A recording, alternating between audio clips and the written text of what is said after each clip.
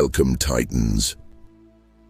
The skill of indifference plays a pivotal role in the philosophy of Stoicism. Mastery of this skill empowers you to maintain total self-control, rendering external influences ineffective. In today's video, we'll discuss 15 Stoic principles to help you master the art of detachment. Before we dive in, I'd like to express my gratitude for tuning in. Don't forget to hit the like button, and if you're not already subscribed, consider subscribing and hitting the bell for more transformative Stoic content. Focus on what you can manage.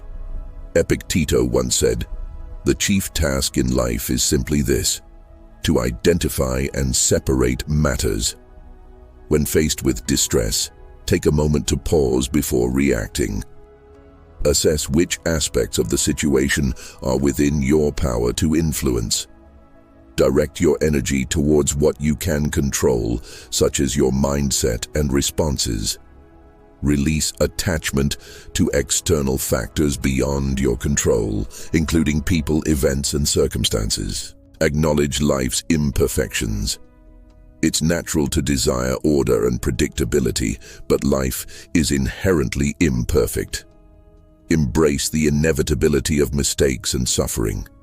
Avoid the trap of demanding perfection from yourself or others, as it only leads to frustration and disappointment. Instead, accept imperfections and respond to challenges with compassion and adaptability. Continuously strive for personal growth, motivated by a desire for improvement rather than self-criticism. Of falling short of ideals, recognize that the desire for perfect order often stems from a need for control and certainty. Have faith that you have the inner resources to navigate life's twists and turns, even when they are painful or frightening. Let go of needing it to be otherwise. Embracing the fundamental messiness and unpredictability of life is tremendous freeing. You stop struggling against the basic nature of reality and gain perspective to respond wisely to events as they unfold. Flow with life's ups and downs with equanimity, acceptance, and wisdom. Practice mindfulness. It's easy to lose yourself in regrets about the past or anxiety about the future, but this squanders the only time that actually exists: the present moment. When you notice your mind wandering into reliving old memories or imagining future scenarios, gently bring your attention back to the current experience. Engage your senses. Notice sights, sounds, sensations happening right now. Regular mindfulness meditation helps strengthen your concentration muscles and ability to return to the present. Sit comfortably, close your eyes, and focus on the inflow and outflow of breath. When thoughts arise, simply observe them non-judgmentally and guide your attention back to the breath. Staying grounded in the ever-changing present prevents getting lost in mental narratives about the static past or imaginary future. Each moment becomes vivid and precious when you inhabit it fully. Keep redirecting focus to the present throughout your day. Appreciate the positive details whenever you can. A warm cup of coffee, laughter with a friend, the feeling of the wind. Presence fills life with richness missed when dwelling elsewhere. While planning for the future has its place, staying mindful of the present builds resilience. You trust that by engaging fully with each experience as it unfolds, you can handle whatever arises, good or bad. Perspective is everything. When something upsetting occurs, it's easy to get swept away by subjective emotional reactions. But the Stoics advise taking a step back to view things more objectively before or responding. When you feel your emotions intensifying, pause, resist the urge to immediately vent or act while in a reactive state. Instead, breathe deeply and create mental space. Then, look at the situation rationally from an outsider's perspective. Ask yourself questions like, is my response proportional to what actually happened? How might this appear years from now? Looking back, what's the wisest perspective to take? This mental exercise loosens emotion's grip over your thinking by putting space between the subjective reaction and objective event. With distance, you gain clarity to choose a thoughtful next steps rather than reacting rashly. Of course, honor your emotions, but don't let them dictate your response.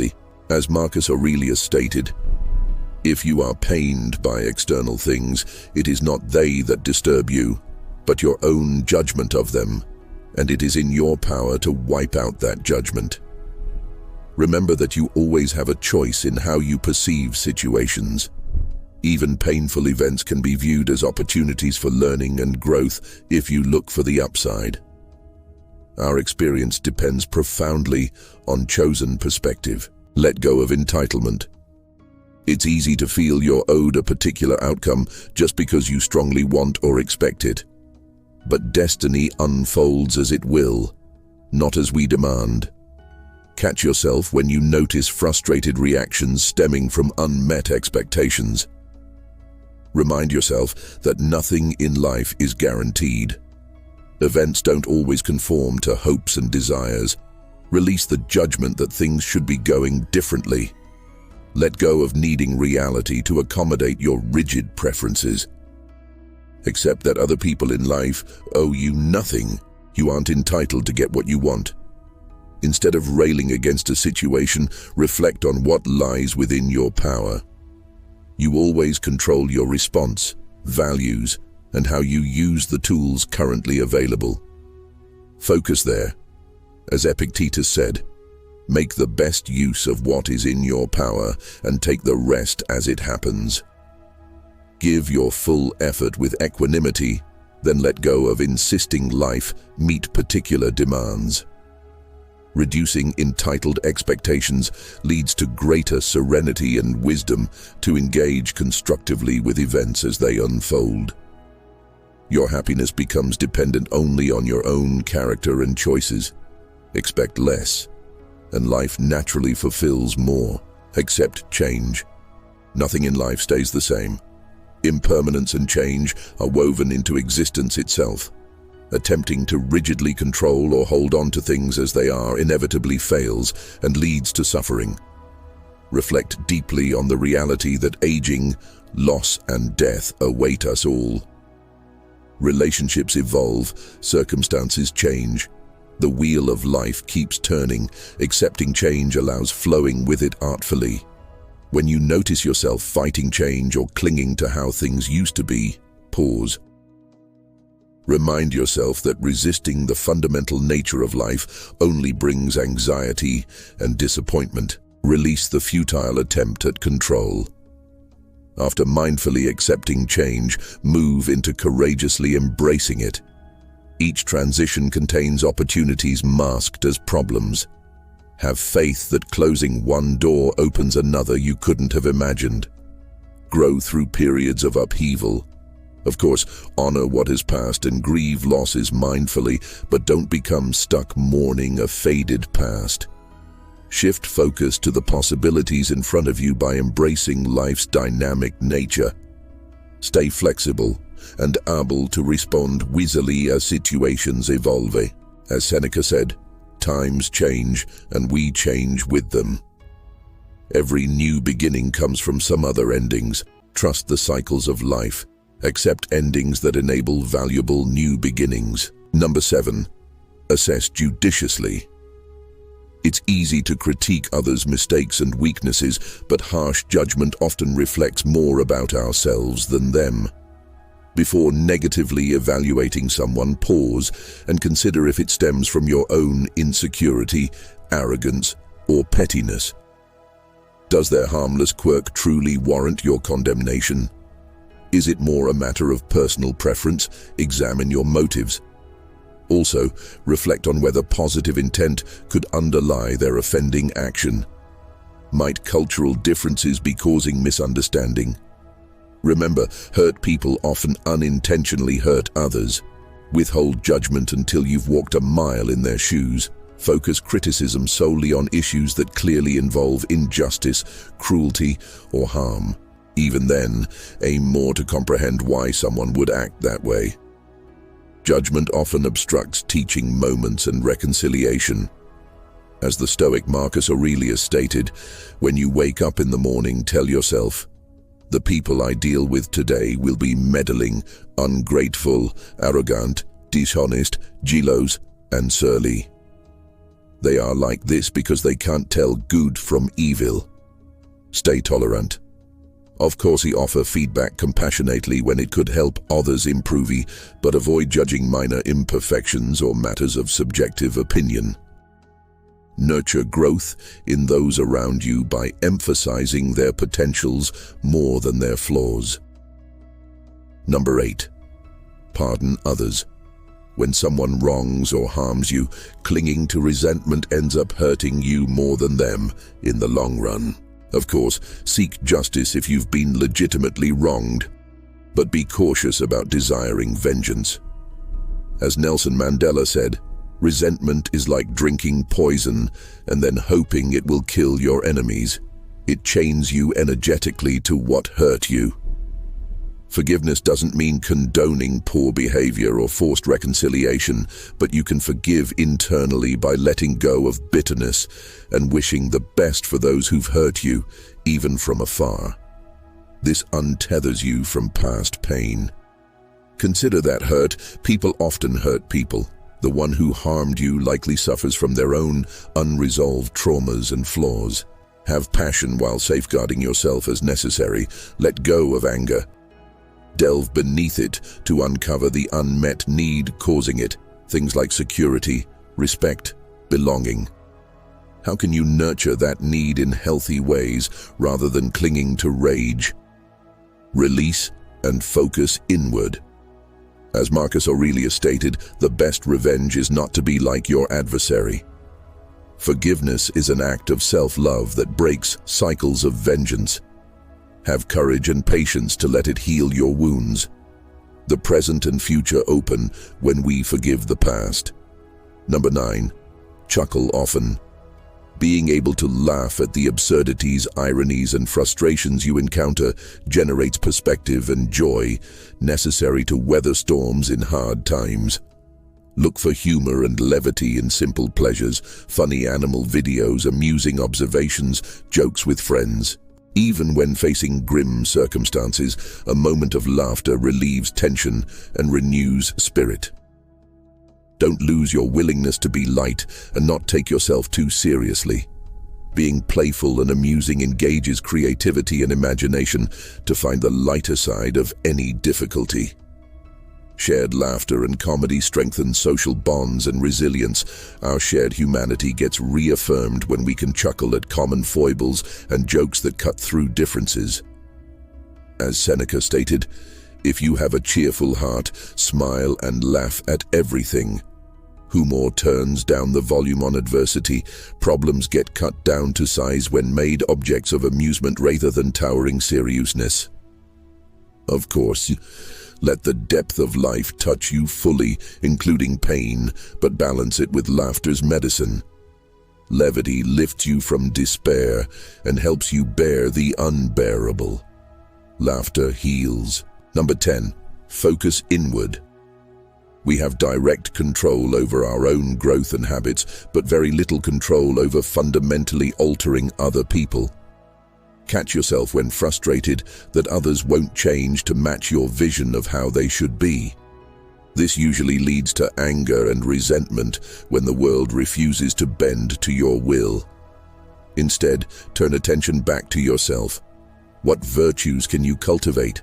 How can you lead by positive example? Model the change you wish to see rather than demanding it of others. As Marcus Aurelius stated, waste no more time arguing what a good man should be. Be one. We grow by doing the work ourselves, not just wishing others would improve. Inspire excellence through your actions. Of course, lovingly help guide close relations who sincerely desire growth. But most people must come to it themselves. Judging or coercing them is ineffective. Allow them their own path at their own pace.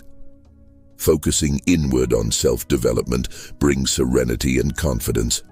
When you excel at manifesting your highest values, you won't be as concerned by what others do or don't do. Tend your own garden first. The rest follows. Number 11. Live modestly. Simply chasing money, status symbols, and luxuries rarely brings lasting fulfillment.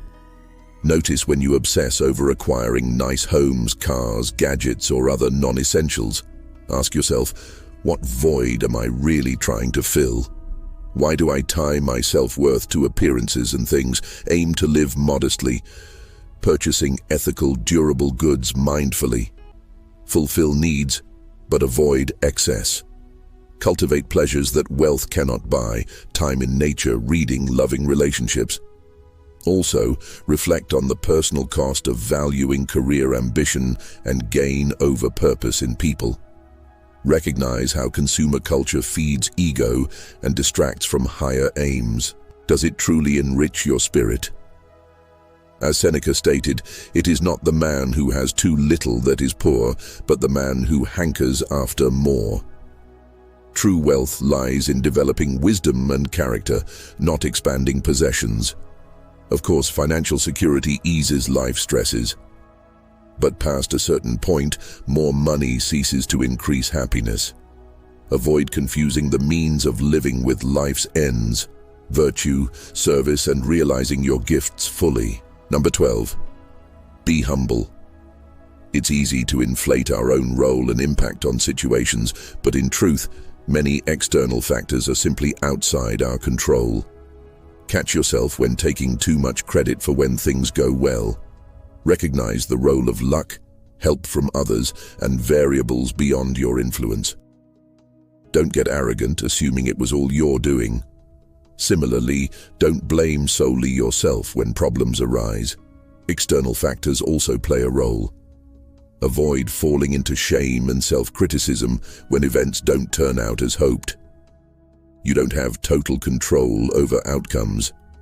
As the Stoic Seneca stated, all is opinion, and opinion is not truth.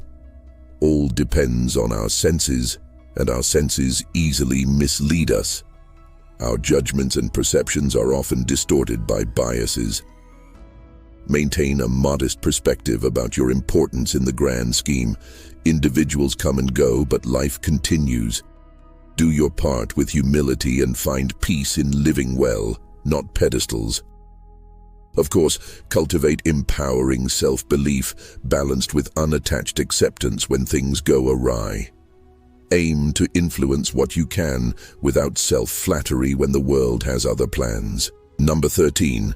Silence is golden. There is wisdom in resisting urges to speak impulsively and holding your tongue when it would be unwise or unkind to share your thoughts. Notice when you feel compelled to blurt out whatever crosses your mind without filter. Pause first. Consider carefully why voicing these reactions or opinions is necessary or beneficial before giving them wings. Also, be wary of excessive speech, even when not overtly harmful. As Epicurus advised, nature gave us one tongue but two ears so we could hear twice as much as we speak. Listen more than you talk. Before communicating, ask yourself, is this true? Is it kind? Is it useful? Will it improve on silence? If not, breathe and let the impulse to speak dissipate without indulging it unnecessarily. Of course, speak your truth with care when ethical and obligatory, but not every passing notion requires public announcement or debate. The cost is often needless discord and scattered energy. With mindful silence, you gather your mental forces and avoid much useless disturbance. Number 14. Amor fati. Rather than constantly resenting circumstances we find displeasing, the Stoics encourage mindfully accepting conditions as they are. When faced with frustrating situations, pause to reflect. Instead of just complaining or raging against reality, ask yourself sincerely, how can I engage constructively with this rather than resisting what cannot be changed? Lean into challenges and limitations as opportunities to practice virtues like courage, wisdom, and justice. For example, financial hardship can inspire voluntary simplicity. Illness allows developing fortitude. Betrayal improves discernment of allies. As Epictetus advised, do not seek to have events happen as you want them to, but instead want them to happen as they do happen, and your life will go well. Align yourself with reality. Of course, take sensible action to improve conditions when possible, but accept what cannot be changed without resentment or self-pity. Maintain equipoise in facing life's ups and downs. Loving your fate means embracing the full spectrum of experience with mindfulness and good spirit. You stop fighting reality and turn obstacles into opportunities. Practice amor fati. Number 15. Memento mori. Frequently reflecting on the inevitability of death provides helpful perspective when caught up in the small anxieties and frustrations of daily life. No matter how difficult your current situation seems, it is fleeting. You and everyone else eventually leave this world behind, along with all earthly troubles. Death awaits us all. Keeping this sobering fact in mind puts struggles in context rather than demoralizing. Remembering mortality has an uplifting effect by clarifying priorities. Facing death openly, you realize how precious each passing moment truly is. Precisely because time is short, life's possibilities shine brighter. Memento mori also instills motivation to use your gifts fully and express love unreservedly before the chance passes. Imagine if today were your last day. How would you want to spend it? Cherish and savor the time remaining. As Seneca put it, let us prepare our minds as if we'd come to the very end of life. Let us postpone nothing. No one has promised us tomorrow. Live wisely and earnestly now. The present is all any of us are given. Of course, balance awareness of death with appreciating this transient gift of existence. But regularly reflect on impermanence. In facing your mortality, you find freedom to live fully. We bequeathed to the end of today's adventure. And if you want more content like this, subscribe and hit the bell. Thank you for watching, and as always, I hope you find peace and serenity in the Stoic ways.